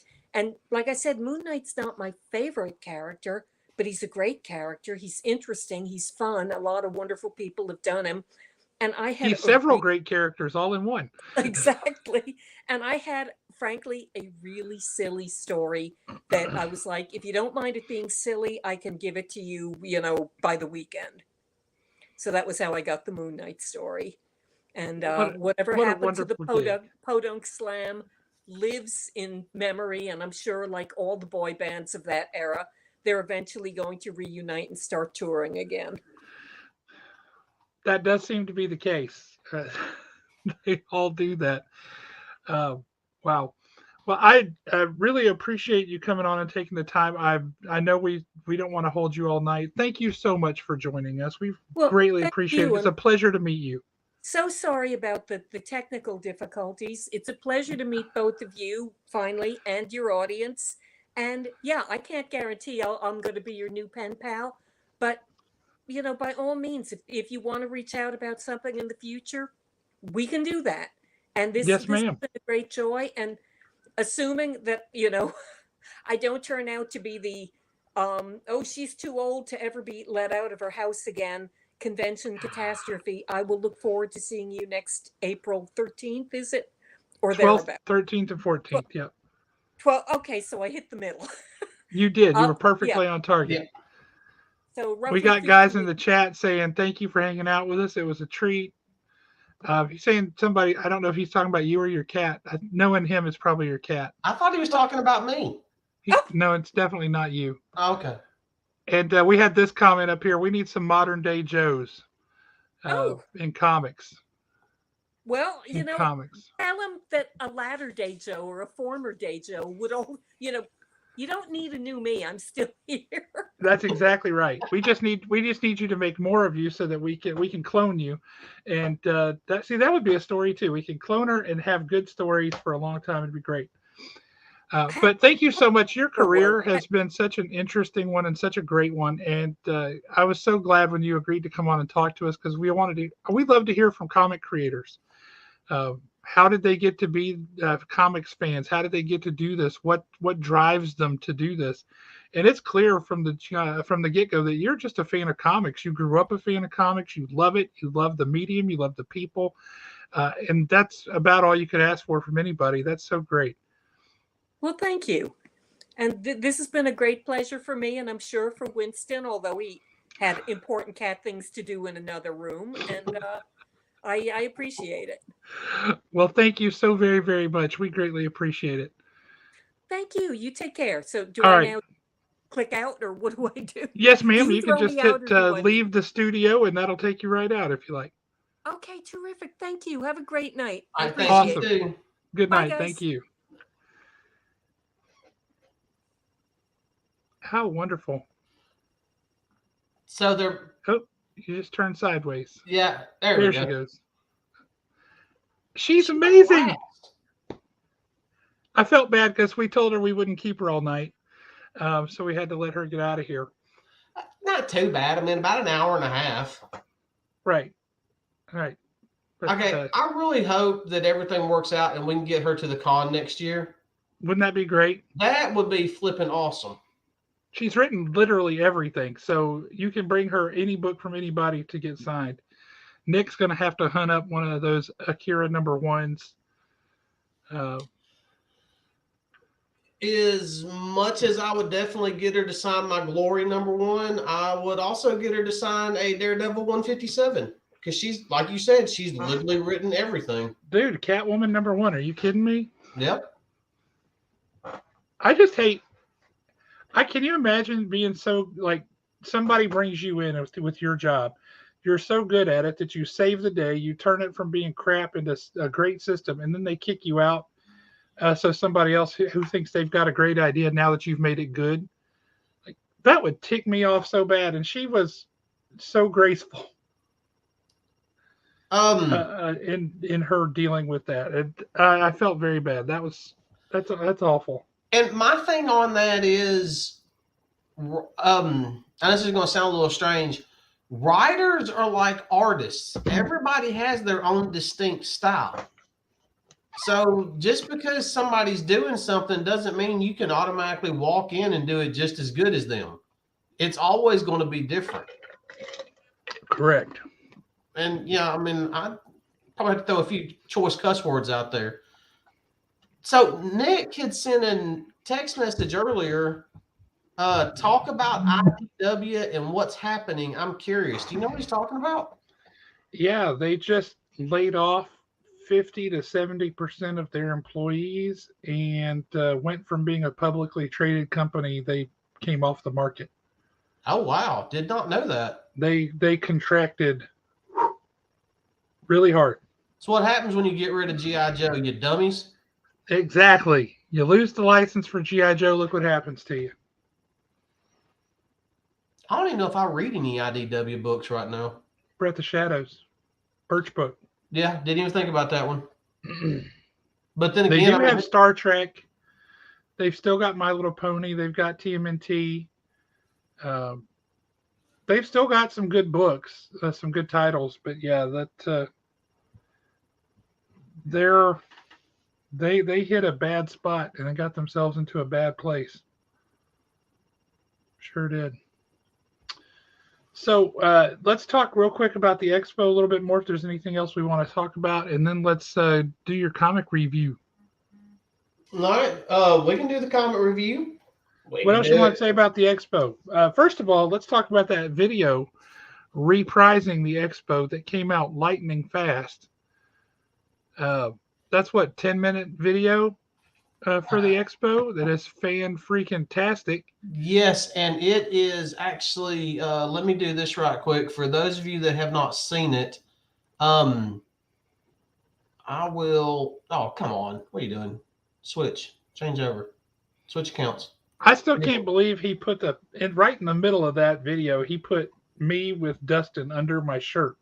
I fell out when I saw that. I can't believe he left that in there.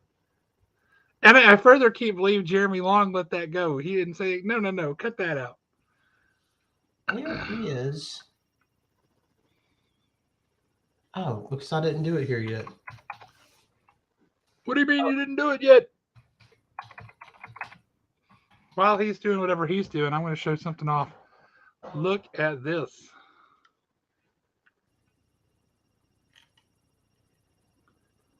See, I still want it. Well, that's just awesome. I did on YouTube, I did Huntsville Comic and Pop Culture Expo, and mine is the first video that popped up, and it has almost as many views as Channel 19's does. Rock on. No, I was going to post the link for the expo video is what I was going to do. Sounds reasonable. I'll get to it. There's more than one way to skin a cat. I've heard that. Don't tell Winston.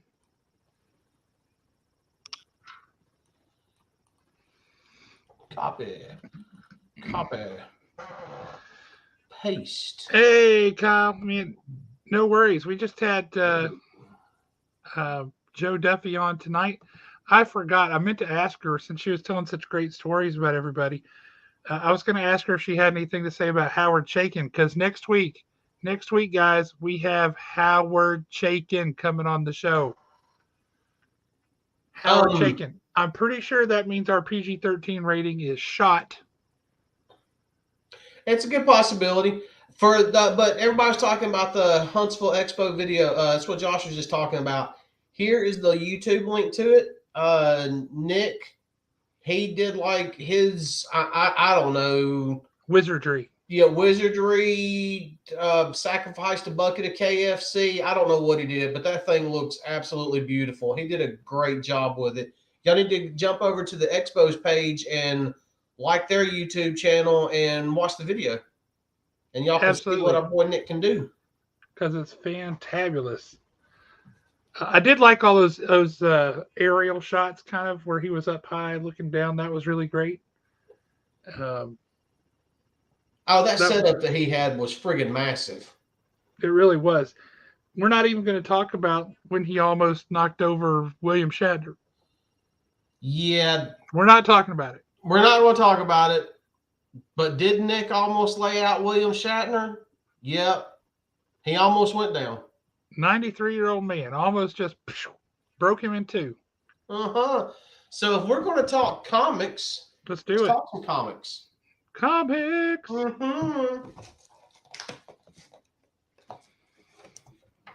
Let's flipper close. You get any new stickers for the store folio this weekend? Actually, yes, I did. And believe it or not, I stole this one from my daughter. I have no idea why she had a Freddy Krueger Nightmare on Elm Street sticker, but it's mine now. Fair enough. So we've already shown off these two from the expo. You know, we'll show them off again because they're freaking beautiful. And we will save this one for last, as we might need to talk about it. And I did shoot. I didn't know how much time I was going to have with Joe tonight. I did shoot a video that's actually uploaded and ready to go. Well, just release it after this. Yeah, I'll probably just go ahead and release it anyway, just because it's queued up and ready to go. But we can run through these pretty quick, actually. Gunslinger number 19.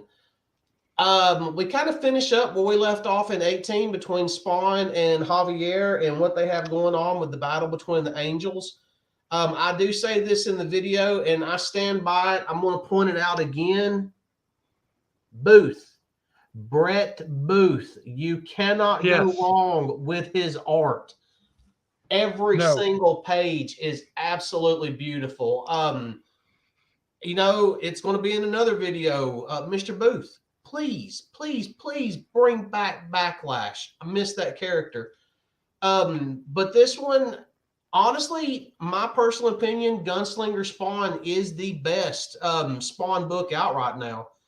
You've definitely got your action. We all know that Gunslinger and Al Simmons do not like each other. Their relationship works best with them not liking each other. So if you want to get into the Spawn universe, if you're wondering what it's about, or if you're reading Spawn and you're not picking up any of the others, Gunslinger Spawn is definitely a book to read. It's a fun book. It's a supernatural Western is basically what it is. Yes, and I would love to get him to the expo. Next up on the list, Last of the Barbarians, issue number 3. Another solid book. I mean, it was another great outing. This issue right here, I'm definitely beginning to understand more what they mean or what was meant by. It's kind of like a cross between Conan and The Princess Bride. I think it's a little more evident in this issue, especially with Malcolm. Malcolm is what Shadow ends up naming the child that they quote unquote save / kidnap. I mean, we're kind of still in the realm rescue. We just prefer the term rescue. Yeah, rescue. So we really don't know what's going on. Some people want to refer to Malcolm as a vessel. He's obviously extremely powerful, and he can obviously he touches Shadow in issue 2, and all of Shadow's issues go away. I mean, he's, for lack of a better word, he's normal. He's back to being you just have to read it to understand it. But there is a bond forming, it has already formed between Shadow and Malcolm. And I'm just going to refer to him as Malcolm the Vessel. But I want to see where that relationship actually goes. Is Malcolm actually going to ultimately end up saving Shadow, or do you go the other route? Does Shadow have to sacrifice himself to save Malcolm? I mean, there's a lot of directions they can go with it, and right now I really like what Haberlin's doing with it. It's still a fun read. We ought to bring him on the show sometime. Oh yeah. I think the kid's got a bright future. He was awesome to talk to. Yeah, he was fun. And speaking of another awesome guest that we had, Hunt, Kill, Repeat, issue number 2. Oh yeah. Look at that cover, man. Oh, it's beautiful. And now here's the thing about it. I love this cover, and you're thinking, hey, this is a great cover. But there's another reason why I love this cover.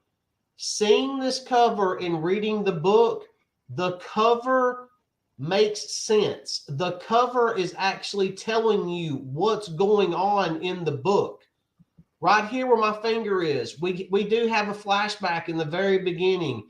It's basically Artemis and Julian when they first got together, how they fell in love.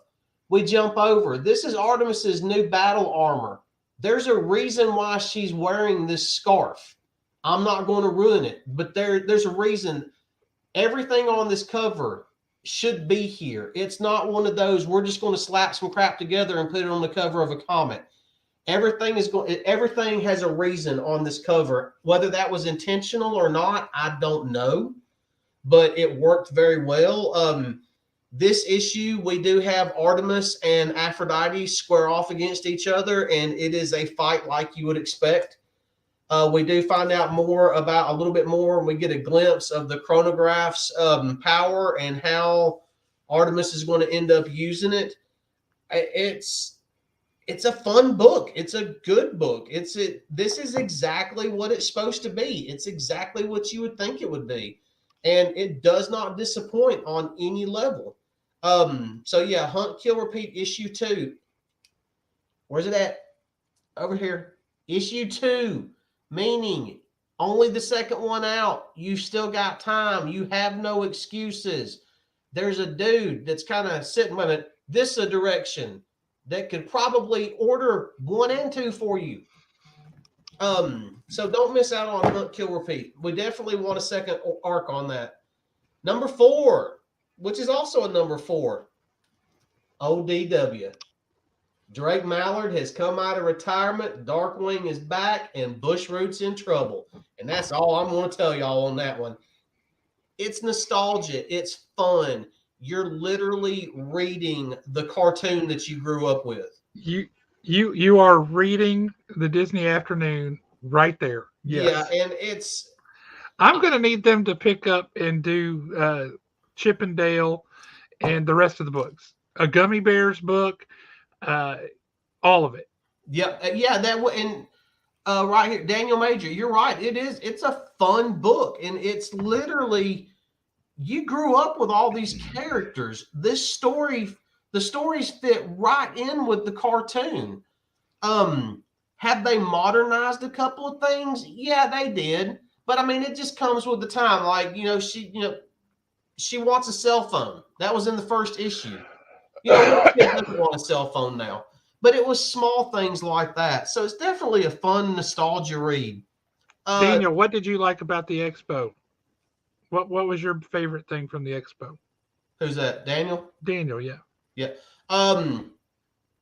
Superman, issue number 3. We wrap up the Parasite storyline. Superman is working with Supercorp. Him and Lex Luthor do have a conversation. We all know that this is going to end up going bad with Lex. I like this issue because it was a nice wrap up to the Parasite storyline, not of the Parasite. The art, I did like the art direction in it, but what put this issue over the edge for me was we get a solid Lois and Clark moment in it. I just thought it was a really good moment between Lois and Clark. It was almost a way of, we're going to remove Superman from the equation. We're going to remove the intrepid reporter, Pulitzer Prize winner out of the equation, and we're just going to have Lois and Clark for a couple of panels. And they shared a dance. I mean, it was just something nice that we just hadn't seen in a while, is kind of what I'm getting at. Once again, issue number 3, you have the opportunity to start a Superman run at issue number 1. Do it. I mean, it's a great time to jump into it. Josh Williamson is revamping a lot. He's being referred to as the architect of DC. So you can pretty much see where he's going to go just by picking up 2 back issues and then the current issue. Once again, there's a guy this direction that can kind of hook you up with that. We go from old DW and Superman to pretty much, we're getting closer to the depths of hell with this one, and that is Black Tape issue number 3. I haven't got to read it yet, but I'm so on the edge of my seat. Okay. I'm not going to spoil it for you. I do give a review in the other video. Think Dark Shadows, The Omen, The Exorcist, and some big-haired 80s metal. It is the perfect blend of all of it. Maybe 80s is pushing it a little bit too far. Let's say late 70s, early 80s. And for those of y'all that are into music from that era, you're going to know what I'm talking about. Our character who is dead in it, the dead rock god, basically, Jack, the first person I thought of with his character is Bon Scott. For those of you that don't know who Bon Scott is, he was the original lead singer of AC/DC that passed away, years and years ago in the 70s. It's dark. It gets even darker in this issue. This issue, sometimes with since we're only getting 4, sometimes with the 3rd issue, it's really and truly setting up the 4th issue. This one right here sets up the 4th issue perfectly. I mean, it takes you all the way up to that moment. The 4th issue probably will not be able to read with the light. You're going to have to keep the lights on all night long. It's going to be that bad. It's going to be, yeah. And I'm trying not to spoil it for you, Josh, but once again, I appreciate it. I've got it in my pile to read. We have a cover that makes sense. Please take note. Covers that make sense. This is one of them. It's good. We cannot say enough good things about AWA. Chances are this will wrap up somewhat nice, neat little bow at the end of issue 4. I don't know if there's a way that they could bring it back. There is a way that they could continue it beyond to issue number 4, but if they decide to end it with 4, I would be happy with it because the story's been so good so far. We got 3 books left, so we'll hit these 3 pretty quick. Well, actually, we'll hit 2 pretty quick and then get some thoughts on the 3rd one. Up next, we have Nightwing 103.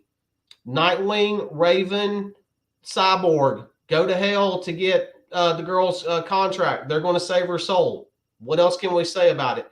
It's a good issue. It's a fun issue. Nightwing, though, ends up with some powers at the end of the issue, and we don't know the extent of his powers because he's basically being tempted by one of the Lords of Hell. So the next issue, we're going to figure out what Nightwing's new power is. It'll be a limited thing, probably maybe a couple of pages or maybe the issue. But the way the story is done and the way Tom Taylor has brought the Titans into this and basically, for lack of a better way to put it, reintroduced the Titans, honestly, Nightwing is getting me excited for the new Titans title.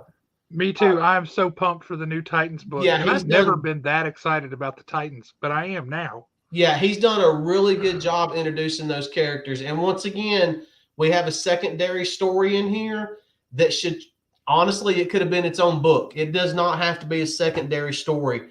In the secondary story, Nightwing is basically teaching Jonathan Kent how to be a detective. And this has been a secondary story that's ran for maybe this is the 3rd issue it's been running. A few issues, yeah. Yeah, it's been really good. I kind of wish they would focus a little more on that secondary story, or I wish they would have done more with it. Let's put it like that. That's how good it's been. And it's been written by Tom Taylor also.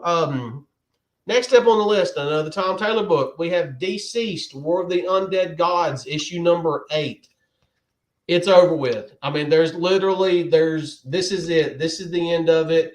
And for all of you Damian haters out there, yeah, no, Damian is the Dark Knight, period, point blank.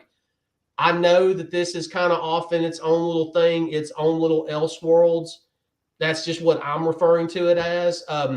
Even though we don't have a little Elseworlds logo or anything, it's just easier to keep it in my mind that way. This is the Damian Wayne that we wanted. This is the Damian. This is what he could be in the main title. Will we get him there eventually? I don't know. But this version of Damian Wayne was absolutely perfect. Once again, written by Tom Taylor. Issue 6 is my favorite issue out of the War of the Undead Gods because of what happens with Alfred in there. I think that was beautifully written. Issue 8 is right up there with it. This was the perfect ending for the Deceased franchise, if we want to call it that. And then last book of the evening, and I do spend a little time talking about this one on the video that'll be released. I'll probably release it at lunchtime tomorrow because it's not like I'm going to be doing anything else at work. Let's be honest. It's already tomorrow for some of y'all that are watching this. But No One, issue number 2. 3 letters. OMG. I mean, my God, is this good? Which we'll go ahead and get us both back up here for this one. So in this one, we do have the fight between we do have a small skirmish, let's put it like that, between No One and the police department. I want more No One, but at the same time, as weird as this is going to sound, it's really not time for him yet. I get that. We're building toward No One. The end of this book, there's the possibility in my mind, Kyle Higgins could go several different ways with it. The 2 ways that, and this is only issue number 2, and we can debate issue number 2. Yeah. There's only truly 2 ways in my mind that Kyle Higgins can go with this, and I don't want to ruin anything for anybody, but either this one particular character is going to track down No One and help him, or he's going to become a vigilante himself. It's one or the other. It leaves you wondering, I mean, if No One is even alive.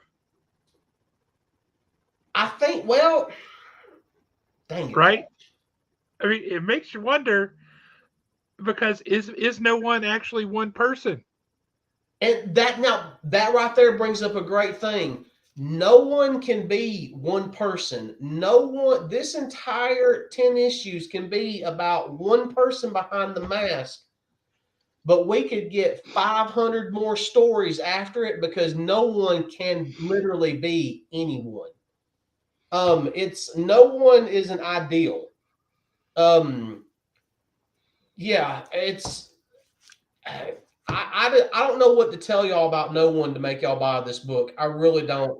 I know everybody. Number one sold out, and it went to a second printing. I can tell you everybody that's read it has loved it. It's I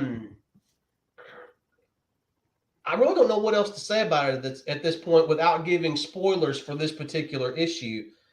We do get a lot more story building with this one. We're finding out a lot more pretty much about the Richard Rowe murders and what's going on at this particular moment. Yep. This is definitely a story-driven issue. Actually, both of them, the whole thing is story-driven. It is. But Kyle Higgins has created a universe inside of a very real city that is... It's in Pittsburgh. Yeah, that is borderline perfect at this point. And I do point this out. I want everybody to look very closely at this right here. $3.99. Why is that important? For $3.99, you have got the comic book, but Kyle Higgins has also thrown in podcasts, websites, Twitter feeds, fake news articles. He has created an entire world for us. It's this whole augmented reality stuff. Yeah, and it literally an entire augmented reality. He has taken this whole thing meta for $3.99 a month. For a 10-issue series. For a 10-issue series, yes. A 10-issue series that about halfway through the first issue, you're going to be thinking, I want a movie trilogy. Oh my God, so bad. Yeah, you're already trying to figure out who could play No One. You know, I cannot rave about this book enough. I really can't. No, it's phenomenal. Everything we hoped it would be when we first did that previews review several months back, and both of us were like, this sounds really good. Yep. It blew our expectations away. It's a phenomenal book. But yeah, number one has sold out. I believe we got in some second prints of number one recently. I know we got in second prints of Clear number one, and we got more copies of Clear number two. But guys, we ain't joking about these books, man. If we're both digging it and we're both loving it, it's good stuff. Not to toot our own horn, but just about everything that we've told y'all was good and we've stood by has gone to second and third prints. You know, I hadn't thought about that, but you're right. Dead Romans. Yep. No One, Clear, all those, yeah. Well, I mean, look at what they did. We kept telling everybody how great Zdarsky's run is on Batman, and they turned around and released that first arc, that first graphic novel as a hardback. Yes, they did. I mean, it's like I said, not to toot our own horn, but their numbers proves that we're not lying to y'all. I mean, there's some really good books that people just, whether they're overlooking them, nobody really overlooked No One. I think what got everybody on No One was, like you said, it blew our expectations out of the water. Well, I think it was a kind of a tough sell. You know, you've got a 10-issue story from a guy who writes Power Rangers and then Radiant Black, and you kind of get an idea of he writes this kind of stuff. Yeah. Right? So that ain't No One. It's a very different animal. So you're like, all right, what is that guy going to say over here that's going to fly, right? Holy smokes. It's so brilliant. It is absolutely brilliant, and it's so perfectly executed, and the artwork is exquisite.